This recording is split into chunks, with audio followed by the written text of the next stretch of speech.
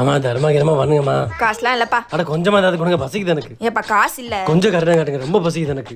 இரு இந்தா காசு இல்லப்பா. இது ஒரு பொழப்பு. இதுக்கு நீங்க என் கூட பிச்சை எடுக்கலாம். உன் கூட சேர்ந்து பிச்சை எடுத்து 5க்கு 10 கெஞ்சவா? 5க்கு 10க்குமா? ஒரு நாளைக்கு 5000 to 6000 சம்பாதிக்கிறேன். மாசத்துக்கு 2 லட்சம். 2 லட்சமா? கார் பெட்ரோல் செலவெல்லாம் போக ஒரு 1.5 லட்சம். உன்கிட்ட கார் இருக்கா? என்ன பிச்சைக்காரி மாதிரி பேசிட்டு யார்ட்டு தான் அப்பலாம் கார்ல? என்கிட்ட இல்ல சார். சார் சார் சார் எனக்கு வேலை போட்டு கொடுங்க sir, please sir, please sir, please sir. அதை விடு. அடுத்த மாசம் வாக்கின் இருக்கு, அதுல போய் ட்ரை பண்ணு.